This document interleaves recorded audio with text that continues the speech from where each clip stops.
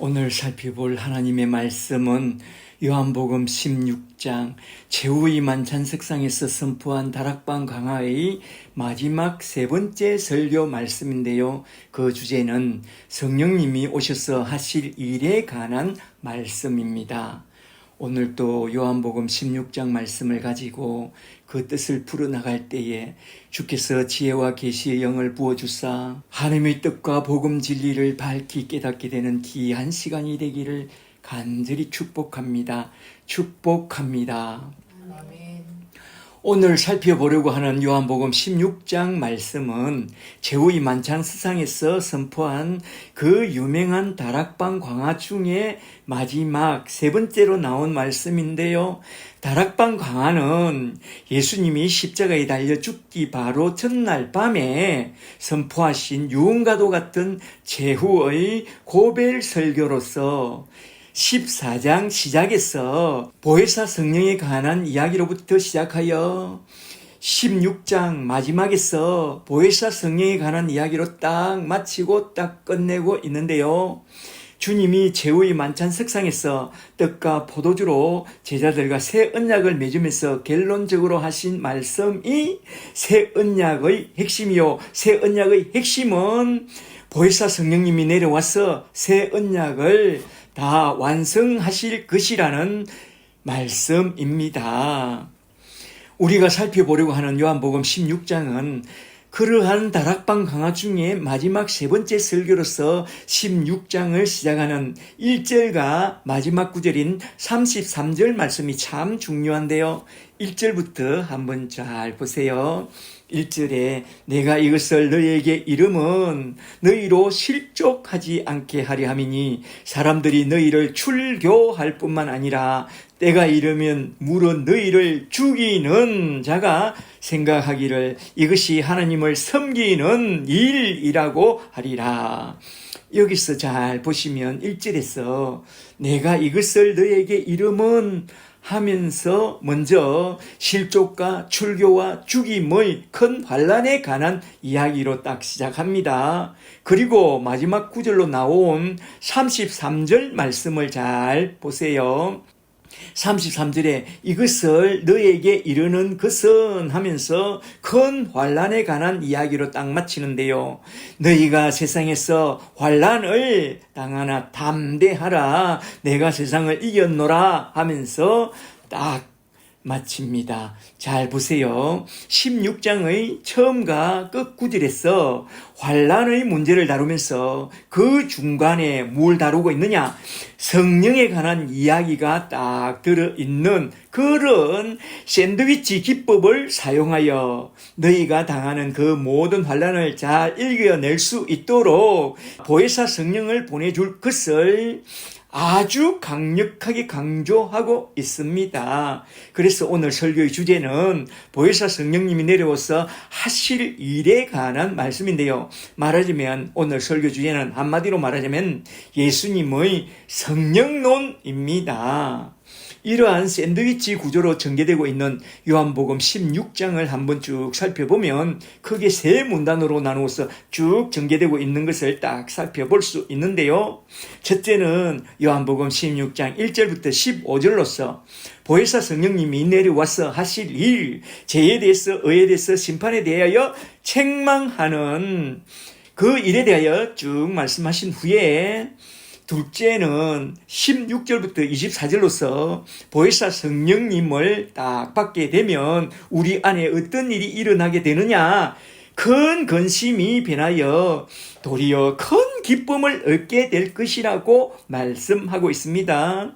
셋째는 25절부터 33절로서 보혜사 성령을 받게 되면 우리 신자가 얻게 될 가장 큰 유익은 환난 가운데서도 마음의 평안을 누리게 되고 환난 가운데서도 담대하게 헤쳐나가게 된다고 하면서 16장 33절에서 이것을 너에게 이름은 너희로 내 안에서 평안을 누리게 하려 함이라. 세상에서는 너희가 환난을 당하나 담대하라. 내가 세상을 이겼노라 하는 그 유명한 말씀을 선포하면서 16장은 딱 끝이 나는데요. 오늘은 이렇게 세 문단으로 나누어서 쭉 전개되고 있는 16장 말씀을 크게 세 대지로 나누어서 한번 쭉 살펴보고 딱 마치고자 합니다. 한번 잘 들어보세요. 첫째로 먼저 첫 번째 대지로 넘어가서 요한복음 16장 1절부터 15절에 나온 말씀, 보혜사 성령님이 내려와서 하게 될 일에 대하여 한번 쭉 살펴보도록 하겠습니다. 먼저 16장 1절부터 좀 보세요. 여기에 그 유명한 예수님의 성령론이 딱 나오는데 1절부터 한번 잘 보세요. 1절에 내가 이것을 너에게 이름은 너희로 실족하지 않게 하려 함이니 사람들이 너희를 출교할 뿐만 아니라 때가 이르면 물어 너희를 죽이는 자가 생각하기를 이것이 하나님을 섬기는 일이라 하리라. 그들이 이런 일을 할 것은 아버지와 나를 알지 못함이라. 오직 너에게 이 말을 하는 것은 너희로 그때를 당하면 내가 너에게 말한 이것을 기억나게 하려 함이요. 처음부터 이 말을 하지 아니한 것은 내가 너희와 함께 있었음이라. 말하자면 내가 너희와 함께 있을 때에는 너희가 세상에서 미움받는 것과 출교당하는 것과 죽임당하는 것과 온갖 위험과 위협으로부터 다 막아주었다 이 말입니다. 5절에 지금 내가 나를 보내신 이에게로 가는데 너희 중에 나더러 어디로 가는지 묻는 자가 없고 묻기는 물었죠. 베드로와 도마가 주여 어디로 가시나이까 하고 물었잖아요. 그러나 구체적으로 어디로 가는지 왜 가는지 주님이 떠나가시면 우리는 어떻게 되는지 십자가와 부활과 성천 속에 담아내고 있는 주님의 뜻을 묻지 않았다 이 말이죠. 6절에 내가 아버지께로 돌아간다고 하는 이 말을 함으로 도리어 너희 마음에 근심이 가득하였도다. 6절까지 여기서 좀 생각해 보고 넘어가야 할 말씀이 있는데 2절입니다. 때가 이르면 사람들이 너희를 출교할 뿐만 아니라 물어 너희를 죽이는 자들이 생각하기를 이것이 하나님을 섬기는 일이라고 생각할 것이라는 이 말씀은 무슨 말씀이냐? 그 어떤 설명보다도 바울의 행적을 잘 보면 잘 알 수 있습니다. 바울이 다메섹에서 예수님을 만나기 전에 어떻게 살았죠? 디모데전서 1장 13절에서 그는 이렇게 살았다고 고백합니다. 내가 예수를 믿기 전에는 주님의 교회를 비방하고 박해하고 성도들을 폭행하는 폭력자였다고 말합니다. 그리고 갈라디아서 1장 14절에서는 또 이렇게 말씀합니다. 나는 내 동족 중 여러 영갑자보다 유대교를 지나치게 믿어 내 조상의 유전을 따라 하나님의 교회를 심히 박해하여 박멸하는 것을 내 하나님을 잘 섬기는 일이라고 생각했다고 말하고 있습니다.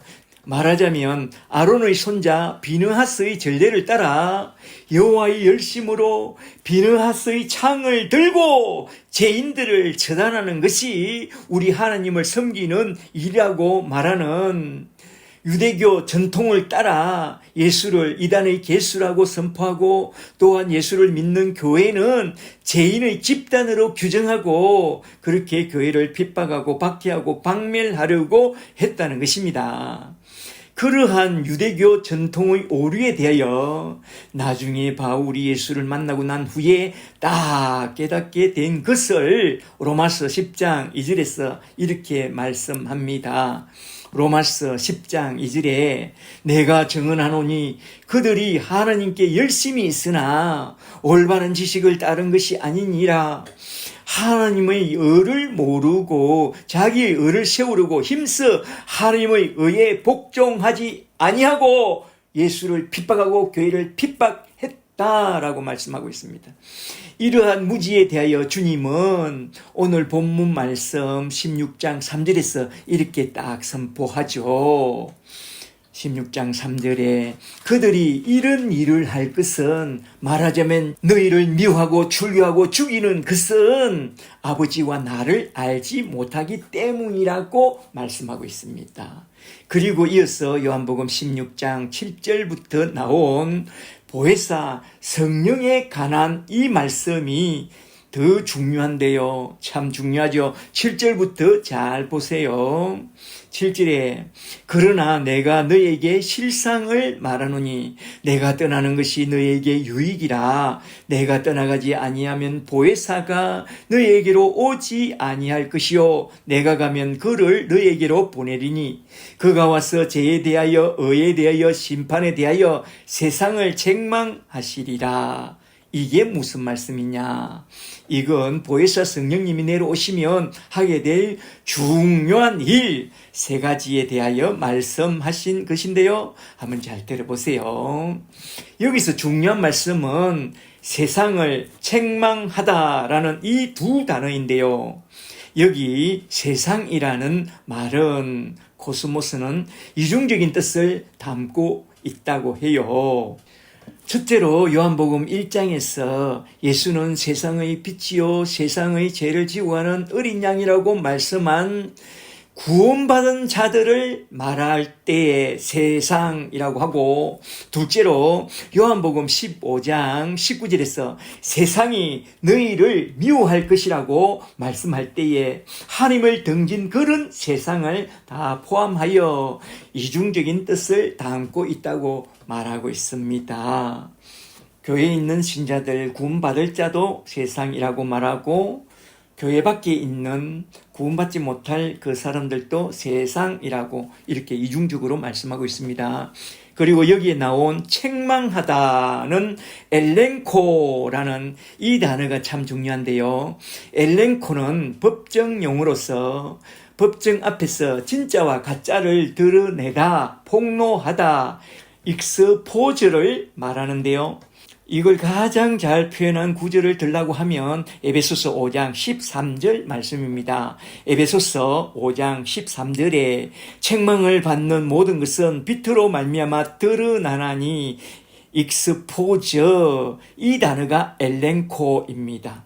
엘렌코는 익스포즈, 드러내다, 폭로하다 라는 뜻을 갖고 있는데, 말하자면 보혜사 성령님이 와서 죄에 대하여, 의에 대하여, 심판에 대하여 세상 정신을 책망하여 그 실상을 다 드러낼 것이다 이 말입니다.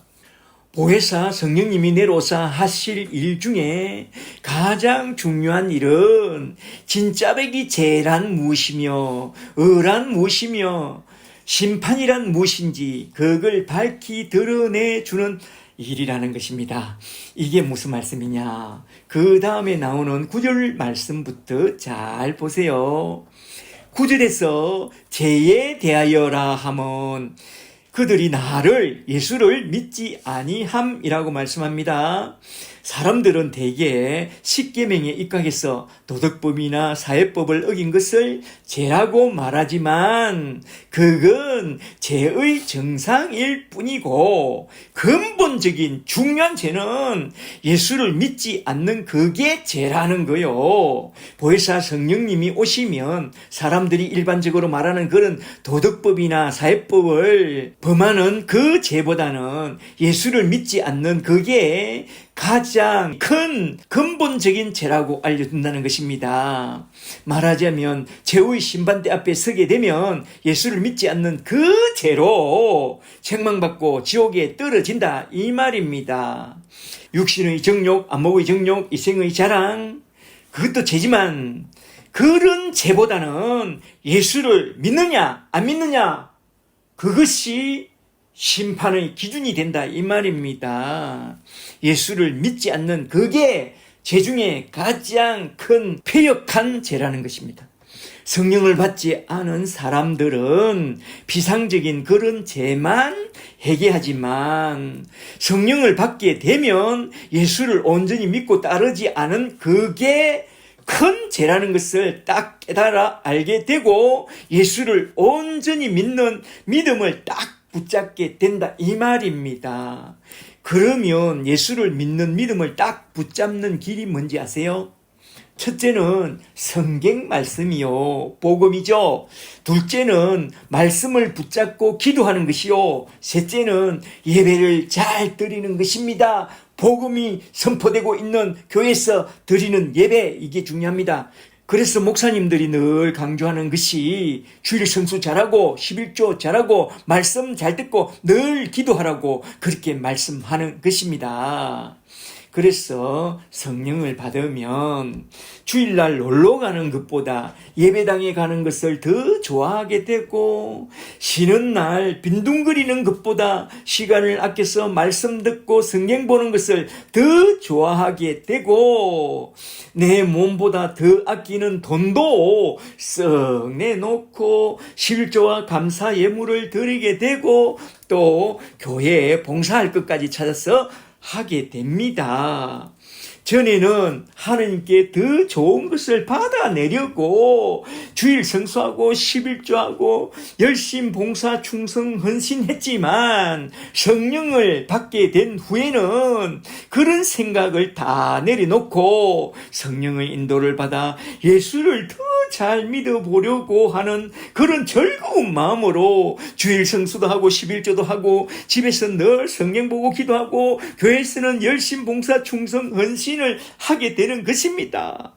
전에는 뭔가 보상을 바라고 했지만 이제는 그냥 그 일을 하는 게 너무나도 좋아서 그 일들을 하게 된다, 이 말입니다. 할렐루야. 그런 저와 여러분이 되기를 주 이름으로 축복합니다. 그런데 주일 성수가 힘드나요? 11조가 힘드나요? 성경 공부가 힘드나요? 그냥 다 내려놓고 쉬고 싶습니까? 그냥 방학이라도 하고 싶습니까? 그렇다면 자신의 신앙을 잘 점검해 보세요.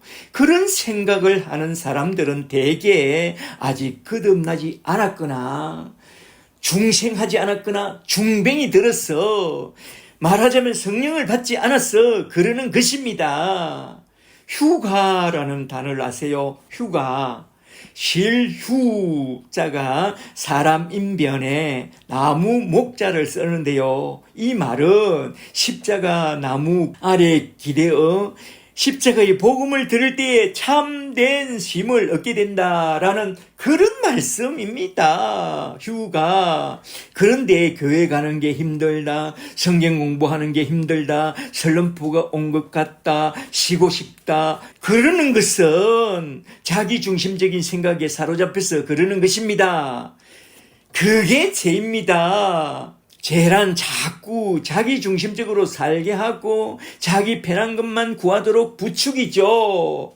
우리가 거듭나지 않았을 때는 자꾸 그런 말을 자주 씁니다. 슬럼프가 온 것 같다, 징크스에 걸린 것 같다, 뭐 자꾸 그런 괴상한 세상적인 단어를 씁니다. 그런데 성령으로 딱 거듭나는 순간 징크스가 날아가 버립니다. 슬럼프도 날아가 버립니다. 그런 것이 다 사라져 버립니다. 자꾸 자기중심적으로 살고 싶다 하고 자기 편한 것만 구하도록 부추기는, 그건 그리 생각하는 것은 그건 성령을 안 받아서 그런 것입니다. 성령을 받게 되면 자기중심적으로 살려고 하고 자기 편한 것만 구하는 그 모든 것들은 다 죄라는 그런 책망을 딱 받게 됩니다. 성령으로부터. 그래서 미몽에서 깨어난 아이처럼 벌떡 일어나서 예배하러 달려가고 성경 공부하러 달려가고 말씀 중심의 사람으로 우뚝 서게 됩니다. 그러니까 성령부터 받으라 이 말입니다. 누가복음 11장 13절에서 성령을 구하고 찾고 두드리는 자에게 성부 하나님께서 성령을 주시겠다고 약속해 주셨으니 간절히 구하고 찾고 두드리서 성령부터 먼저 속히 딱 받으라 이 말입니다. 그리고 10절을 좀 더 보세요. 성령이 오시면 의에 대하여 책망한다고 했습니다. 10절에 의에 대하여라 하면 내가 아버지께로 가니 너희가 다시 나를 보지 못함이요. 이게 무슨 말씀이죠? 의란 내가 아버지께로 돌아가는 것과 나를 다시 보지 못하는 그게 의란이요.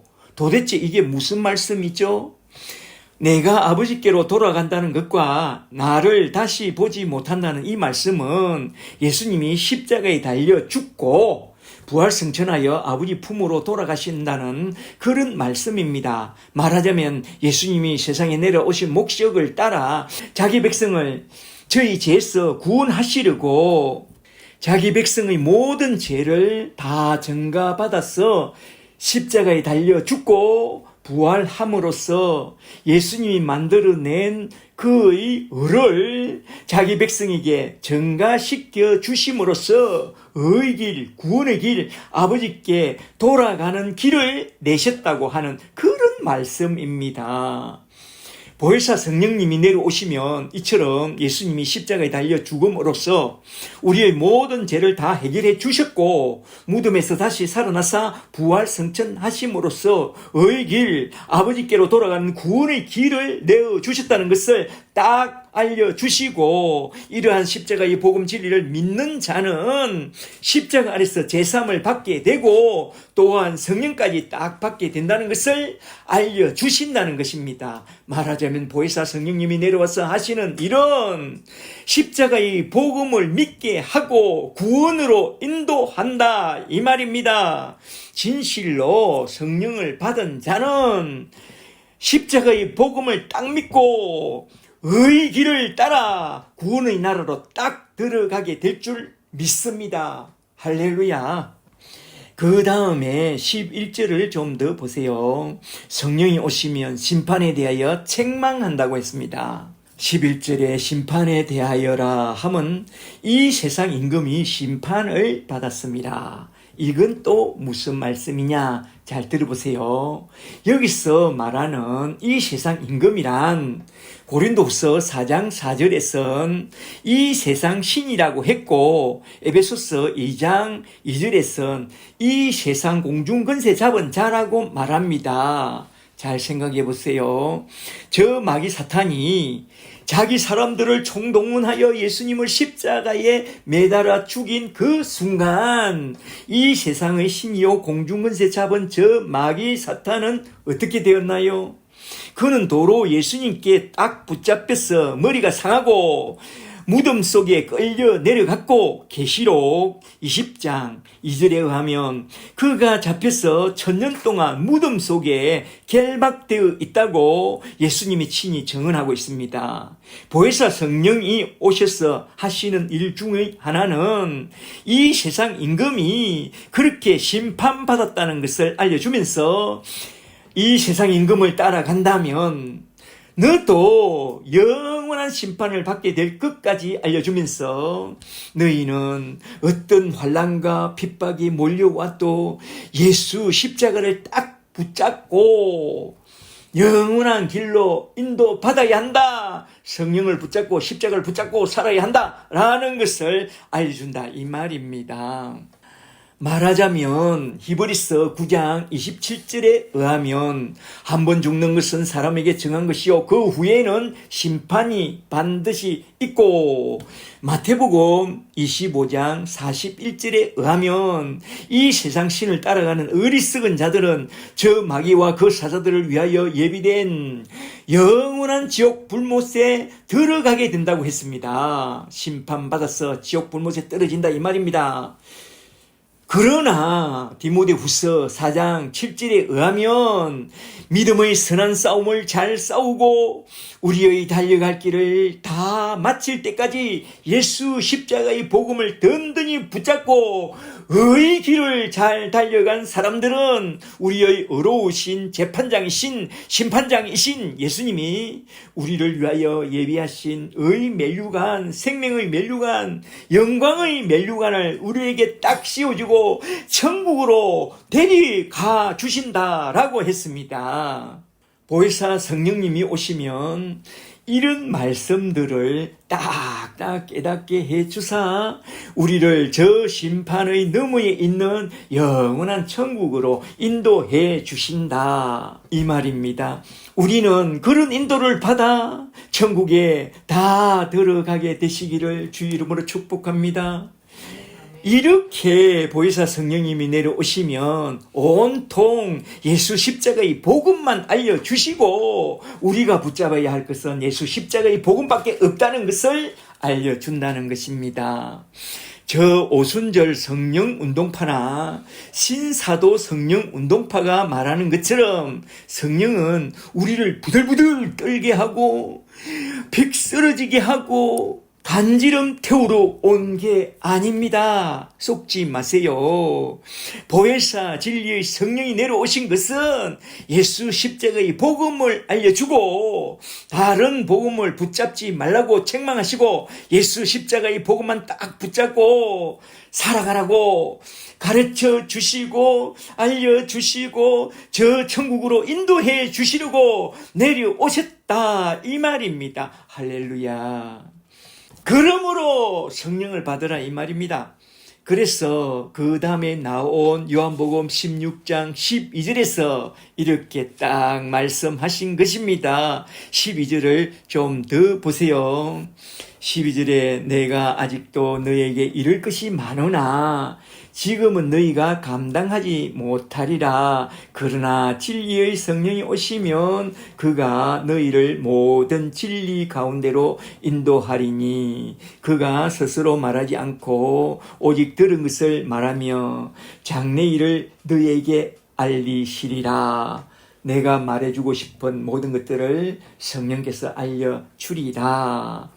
그가 내 영광을 나타내리니 내 것을 가지고 너에게 알리시겠음이라.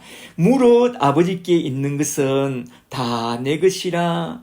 그러므로 내가 말하기를 그가 내 것을 가지고 너에게 알리시리라 하였노라. 15절까지. 여기서 계속해서 나온 말씀이 알리시리라 라는 말씀이 쭉 나오는데요. 이렇게 보혜사 진리의 성령님이 찾아오시면 예수 십자가의 복음을 알려주시고 십자가의 복음만 딱 붙잡고 살아가도록 가르쳐주시고 알려주시려고 찾아오신다 이 말입니다. 잘 아시겠죠? 여기서 잠시 보혜사 성령님이 내려오사 하시는 일을 한번 좀 종합적으로 정리해보고 넘어가는 게 참 좋겠는데요. 잘 들어보세요.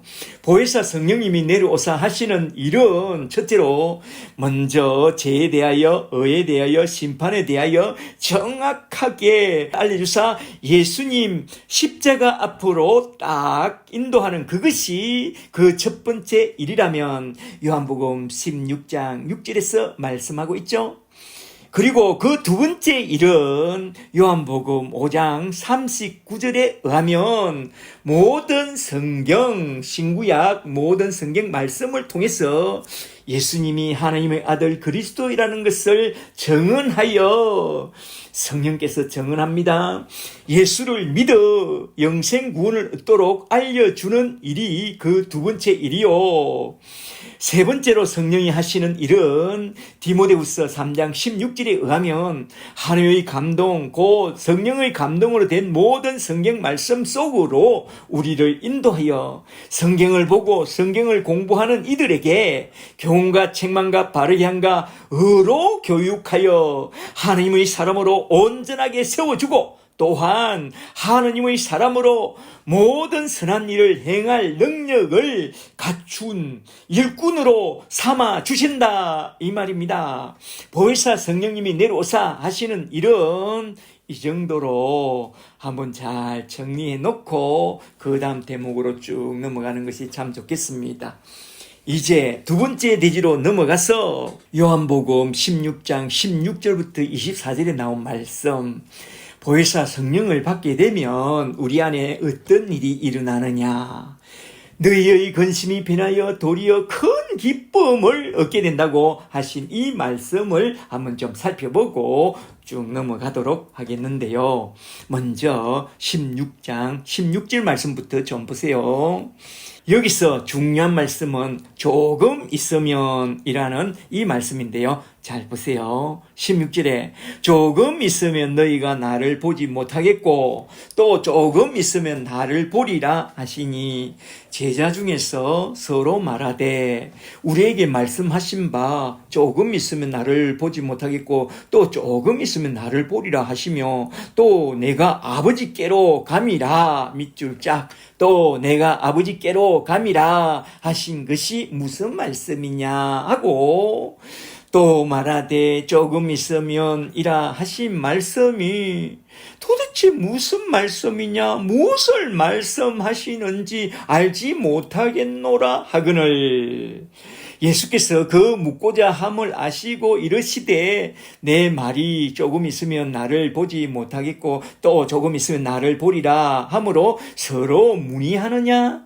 내가 진실로 진실로 너에게 이르노니 너희는 곡하고 애통하겠으나 세상은 기뻐하리라 십자가 때문에 너희는 근심하겠으나 너희 근심이 도리어 기쁨이 되리라 21절에 여자가 해산하게 되면 고통의 때가 이르렀으므로 근심하나 아기를 낳으면 세상에 사람 난 기쁨으로 말미암아 그 고통을 다시 기억하지 아니하느니라 지금은 너희가 근심하나 내가 다시 너희를 보리니 너희 마음이 기쁠 것이요 너희 기쁨을 빼앗을 자가 없으리라 아멘 22절까지 여기서 조금 있으면 이라는 이 말씀이 두 번째 문단을 푸는 핵심 키워드인데요. 이게 무슨 말씀이냐? 주석을 보니 이 말씀은 이중적인 뜻을 갖고 있다고 해요.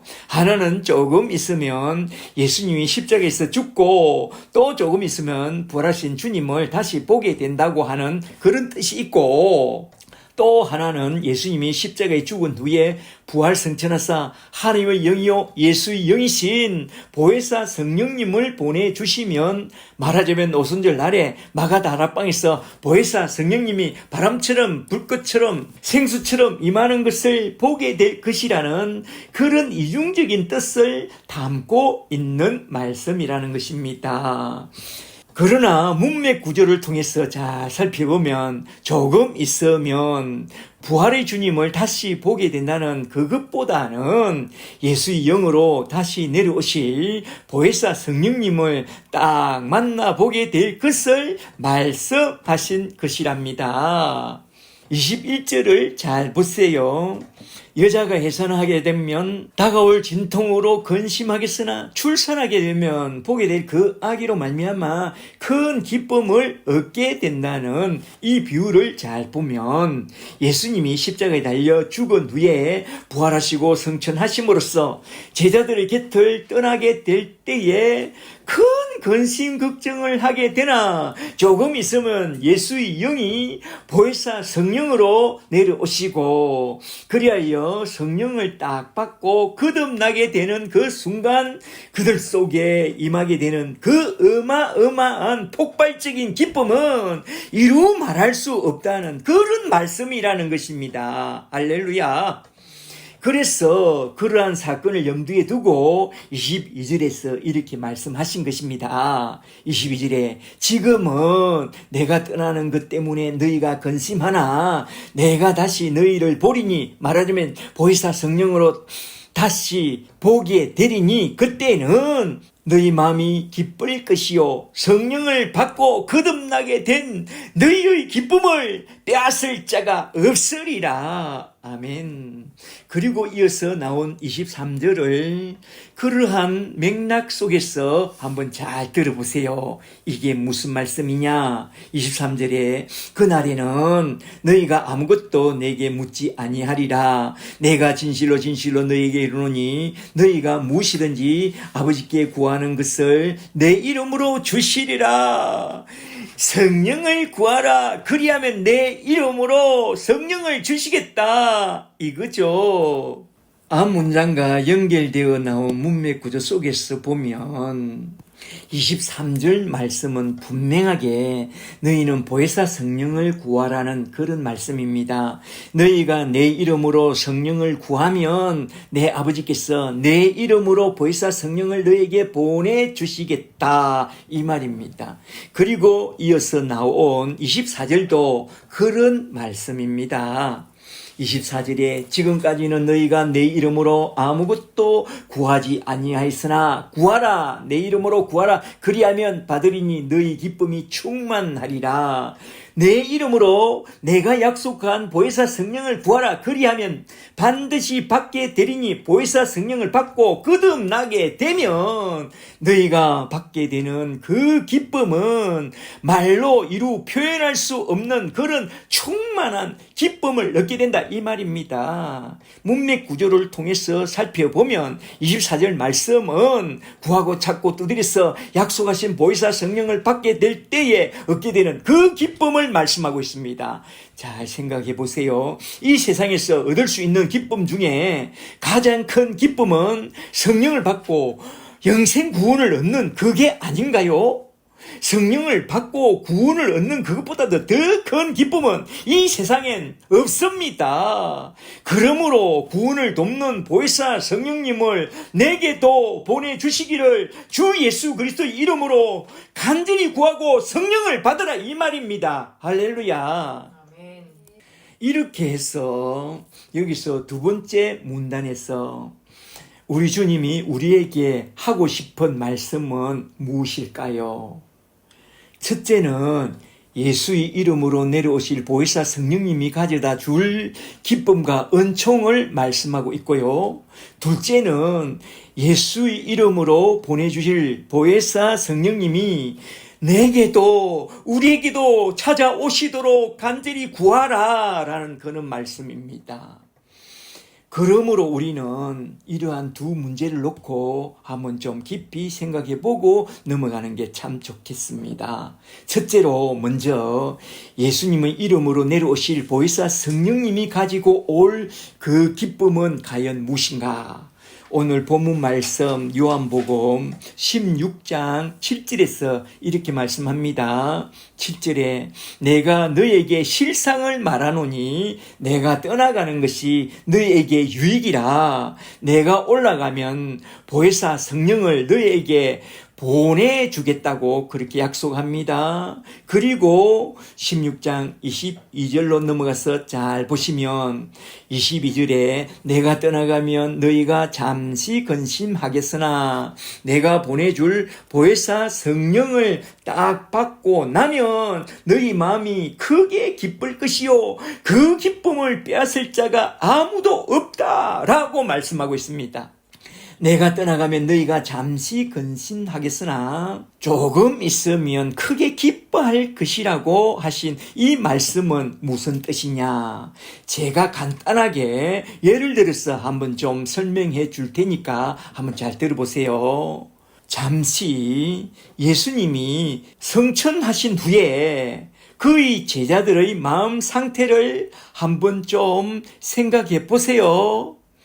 그들은 주님이 떠난 후에 근심, 걱정과 두려움이 가득한 마음을 안고 335로 마가다락방에 모여들어서 함께 기도합니다. 뭘 놓고 기도했느냐? 첫째는 주님이 최후의 만찬 석상에서 지금 보혜사 성령을 보내주신다는 이 말씀을 기억하고, 둘째는 주님이 승천하기 직전에 사도행전 1장 4절에서 분부하시기를 너희는 예루살렘을 떠나지 말고 내게서 들은 바 아버지께서 약속하신 것을 기다리라. 요한은 물로 세례를 베풀었으나 너희는 맨날이 못되어 성령으로 세례를 받으리라 하신 그 말씀을 붙잡고, 셋째로 누가복음 11장 13절에서 구하고 찾고 두드리면 성부 하나님께서 약속하신 성령을 보내주시겠다는 그 말씀을 붙잡고 그들은 함께 모여 간절히 기도했을 것입니다. 기도하다가 오순절 날이 이르면 어떤 일이 일어났나요? 사도행전 2장 1절을 보니 홀연히 하늘로부터 급하고 강한 바람 같은 소리가 있고 하늘로부터 불꽃 같은 것들이 그들 각 사람 위에 임하는 그 순간 그들은 모두 다 성령을 받고 성령으로 충만하여 그들 마음에 있던 근심은 다 사라지고 기쁨이 크게 충만해졌습니다. 그리고 죽어가던 그들 심령에 보혜사 성령이 찾아 들어오심으로써 그들의 심령이 되살아났습니다. 할렐루야. 첫째로 그들의 지성이 되살아나서 그들은 지금 뭘 해야 하는지 훤히 다 알게 됐습니다. 둘째로 그들의 감성이 되살아나서 먼저 서로 돌아보아 사랑과 선행을 격려하며 교제의 집행을 새롭게 열어갔습니다. 셋째로 그들의 의지가 살아나서 어둡고 무거웠던 마음을 다 털어내고 벌떡 일어나 예수의 정의도로 나아가서 예수 천다 불신 지옥을 외치면서 복음을 전파하며 어떤 고난과 핍박과 환난 속에서도 죽음은 죽으리다 하고 순교자의 길을 척척 걸어 나갔습니다. 할렐루야. 바로 이러한 현상, 보혜사 성령님이 임하는 순간 근심이 변하여 도리어 큰 기쁨이 되어 담대한 예수님의 정이 될 것을 내다보고 주님은 성령을 받을 때에 일어날 그 큰 기쁨을 말씀하신 것입니다. 저와 여러분도 성령을 받게 되는 순간부터 첫째로 먼저 지성이 살아나서 성경 공부를 너무나도 좋아하게 되고 둘째로 감성이 살아나서 내가 받은 은혜를 즐거이 나누는 그런 교제가 넘치는 사람이 되고 셋째로 의지가 살아나서 자기중심적인 그런 푸점은 이제 모두 다 떨쳐버리고 긍정적인 사람이 되어 하나님 나라와 복음을 위하여 당당하게 일어서 달리게 될 것입니다. 할렐루야. 그러므로 우리는 무엇보다도 먼저 주님이 약속하신 보혜사 성령부터 딱 받아야 합니다. 잘 아시겠죠? 그렇다면 예수님의 이름으로 보내주실 보혜사 성령을 어떻게 하면 받을 수 있느냐? 이겁니다. 여기서 둘째로 생각해 봐야 할 것은 보혜사 성령을 어떻게 하면 받을 수 있느냐? 요한복음 16장 24절에서는 내 이름으로 약속하신 성령을 구하라 그리하면 받으리니 너희 기쁨이 충만하리라고 했는데요. 우리가 보혜사 성령을 받는 길과 방법에 대하여 좀 더 자세하게 살펴보고 넘어가는 것이 참 좋겠습니다. 예수님이 세상을 떠나기 전에 마지막으로 남긴 말씀이 뭔지 아세요? 성령부터 받으라. 성령을 받고 딴 것까지 이르러 내 증인이 되라고 했습니다. 그리고 사도들이 자주 한 말씀이 뭔지 아세요? 성령부터 받으라 이겁니다. 너희가 예수를 믿을 때에 성령을 받았느냐 하면서 복음과 함께 성령부터 받으라고 강력하게 설파했습니다. 그만큼 성령을 받는 그게 너무나도 중요하다는 것입니다. 할렐루야. 아멘. 그러면 어떻게 하면 성령을 받느냐? 이게 참 궁금하시죠? 제가 알려줄 테니 잘 들어보세요. 이게 중요합니다. 먼저 사도행전 2장 38절에서 선포한 사도 베드로의 말씀부터 한번 잘 들어보세요. 사도행전 2장 38절에서 베드로가 이르되 첫째로 너희가 회개하고 둘째로 예수 그리스도의 이름으로 제사함부터 받으라 그리하면 셋째로 성령의 선물을 받게 되리라 라고 말씀합니다. 그리고 사도행전 8장 14절에 사마리아에도 빌립의 전도로 복음을 받았다 하는지라 베드로와 요한이 내려가서 보니 그들이 복음은 받았으나 아직 성령을 받은 사람은 하나도 없는지라 베드로가 외칩니다. 너희가 첫째로 회개하고 둘째로 예수 그리스도의 이름으로 제사함부터 받고 셋째로 성령의 선물을 받아야 한다. 그러면서 다시 복음을 잘 전파한 후에 두 사도가 함께 간절히 기도하고 두 사도가 안수함에 그들이 성령을 딱 받았다고 말해요. 그리고 사도행전 19장으로 넘어가서 19장 1절을 좀 보세요. 바울의 일행이 윗지방을 두루 돌아 에베소에 들어와서 주님의 제자들이라는 사람들을 만났는데 그들이 예수를 믿는다고 하나 신앙에 메가리가 하나도 없습니다. 그래서 묻습니다. 너희가 예수를 믿을 때에 성령을 받았느냐? 글쎄요, 우리는 성령을 듣지도 보지도 못했는데요 합니다. 그래서 바울은 베드로처럼 다시 예수 십자가의 복음을 딱 전해준 후에 그들과 함께 기도하고 그들에게 안수해 주니 성령이 12사람에게 크게 임했다고 그렇게 말씀하고 있습니다. 잘 보세요.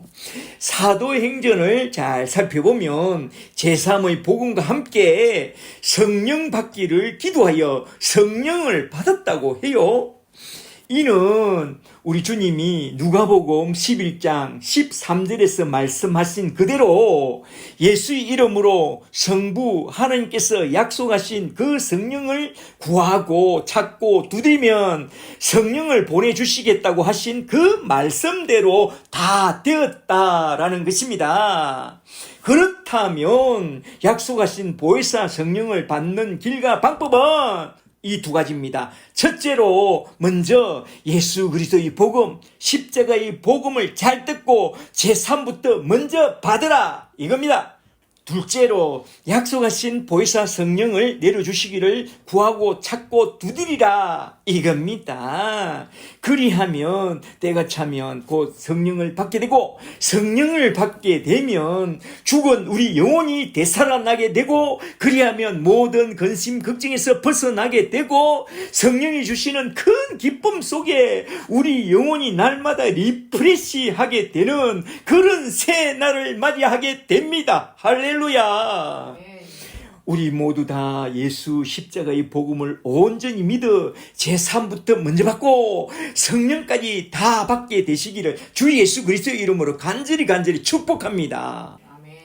제발 성령부터 먼저 꼭 받으세요. 그리하면 지성이 살아나고 감성이 살아나고 의지가 살아나고 생명이 넘치게 됩니다. 할렐루야. 이제 세 번째 대지로 넘어가서 요한복음 16장 25절부터 33절에 나온 말씀, 보혜사 성령을 받게 되면 우리 신자가 얻게 될 큰 이익들 중에 또 하나인 환난 가운데서 마음의 평안을 누리게 되고 환난 가운데서도 담대하게 일어서게 된다는 이 말씀을 한번 좀 살펴보고 딱 마치고자 합니다. 먼저 16장 25절부터 좀 보세요. 25절에 이것을 비유로 너에게 일렀거니와, 여기서 비유라는 이 단어가 원전에는 파라볼레가 아니라 파로미아, 수수께끼라는 그런 단어를 써서 지금은 아리까리한 수수께끼 비유로 말했지만 때가 이르면 다시는 아리까리한 비유로 너에게 이르지 않고 아버지에 대한 것을 밝히 말해 주리라. 28절에 내가 아버지에게서 나와 세상에 왔고 다시 세상을 떠나 아버지께로 가노라 하시니, 제자들이 말하되 지금은 밝히 말씀하시고 아무 비유로도 하지 아니하시니 우리가 지금에야 주께서 모든 것을 다 아시고 또 사람의 물음을 기다리시지 않는 줄을 아나이다. 이로써 주님이 하나님께로부터 나오심을 우리가 미사옵나이다 하니까 31절에 예수께서 대답하시되 이제는 너희가 믿느냐? 너희가 이제는 나를 믿는다고? 웃기는 소리 하지 말라. 32절에 보라 너희가 다 나를 배신하고 각각 제 곳으로 흩어지고 나를 혼자 둘 때가 오나니 벌써 왔도다. 그러나 내가 혼자 있는 것이 아니라 아버지께서 나와 함께 계시느니라. 33절에 이것을 너희에게 이르는 것은 너희로 내 안에서 평안을 누리게 하려 함이라. 세상에서는 너희가 환난을 당하나 담대하라. 내가 세상을 이겼노라. 십자가를 통해서 죽음으로 세상을 이겼다. 여기서 가장 중요한 말씀은 33절 말씀인데요. 다시 잘 보세요. 33절에 이것을 너희에게 이르는 것은 말하자면 내가 가면 보혜사 성령을 보내줄 것과 너희가 성령을 딱 받아야 한다고 한 것은 너희로 내 안에서 평안을 누리게 하려 함이라. 세상에서는 너희가 환난을 당하라. 담대하라. 내가 세상을 이겼노라. 말하자면 내가 가면 보혜사 성령을 너희에게 보내줄 것이고 너희는 보혜사 성령을 받게 되면 성령을 받게 된 그 큰 기쁨 때문에 너희가 어떤 환난 가운데서도 참된 평안을 누리게 될 것이고 너희가 세상에서 어떤 환난을 당해도 담대하게 된다. 성령이 담대하게 이끌어준다. 왜냐하면 성령께서 내가 고난의 십자가를 지고 십자가에서 죽음으로써 세상을 이기는 법을 자꾸만 너희에게 생각나게 해줄 것이니까 그때에 너희가 나를 본받아 자기를 부인하고 십자가를 지고 순교자가 되기로 결단하는 순간 너희는 성령 안에서 평안을 누리게 되고 세상에서 담대한 예수의 증인으로 살게 된다 이 말입니다. 이것이 성령을 받게 된 우리가 거듭난 사람들이 누리게 될 은혜와 평강이라는 것입니다. 저는 여기에 나온 16장 33절 말씀만 보면 찬송가 413장 찬양이 그냥 딱 떠오릅니다. 내 평생에 가는 길 순탄하여 널 잔잔한 강 같든지 검풍파로 무섭고 어렵든지 나의 영혼은 널 평안해 내 영혼 평안해 내 영혼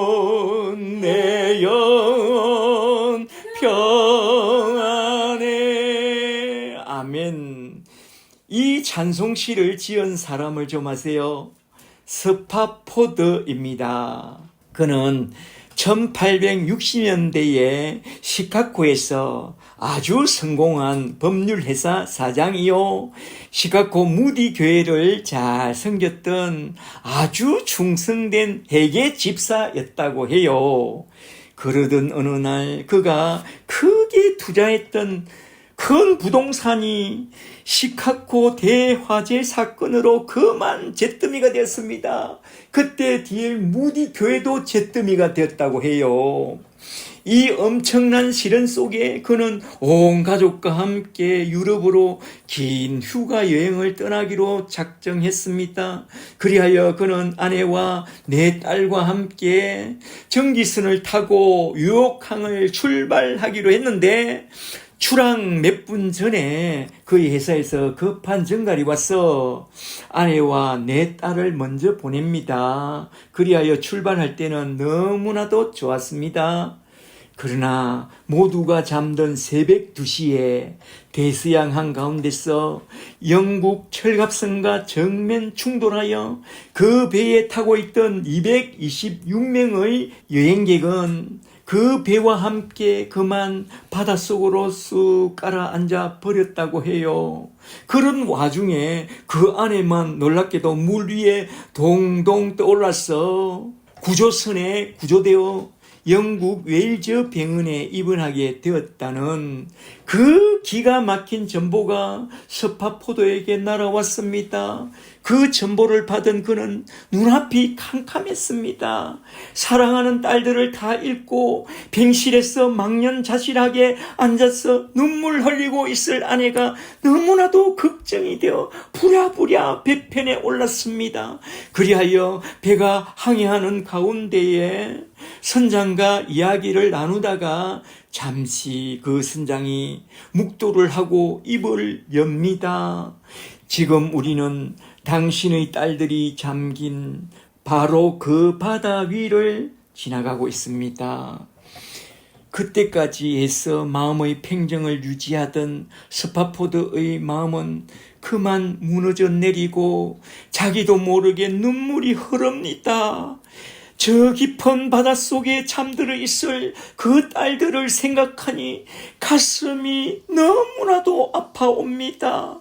그리하여 그는 곧 선실로 돌아와서 통곡과 눈물과 고통 속에 긴 아픔의 밤을 보내며 울부짖었습니다. 주님, 어찌하여 저에게 이토록 큰 시련을 주시나이까? 그때부터 그는 방에 틀어박혀 두문불출하고 눈물로 기도하고 있던 바로 그때에 그의 마음속에 깊은 곳에서 말할 수 없는 하나님의 평강이 일어나기 시작합니다. 그리고 그는 고백합니다. 평안해, 평안해, 내 영혼 평안해. 아버지여, 당신의 뜻이 이루어지이다. 그렇게 고백하고 아침이 되자 그는 주님이 주신 영감으로 시 한 편을 써 내려갔으니 그 시가 바로 찬송가 413장이 되었답니다. 내 평생에 가는 길 순탄하든지 검풍파로 무섭고 어렵든지 나의 영혼은 널 평안해. 내 영혼 평안해. 내 영혼 내 영혼 평안해. 아멘. 이 시는 눈물 가운데 하나님이 주신 그 평안을 노래한 노래입니다. 할렐루야. 바로 이게 보혜사 성령을 받은 자들이 그 모든 환난 가운데서 받게 되는 은혜와 평강입니다. 이런 은혜와 평강이 저와 여러분 속에 늘 함께 하시기를 주 예수 그리스도 이름으로 간절히 축복합니다. 축복합니다. 오늘은 이렇게 요한복음 16장에 나온 말씀을 크게 세 문단으로 나눠서 한번 쭉 살펴봤는데요.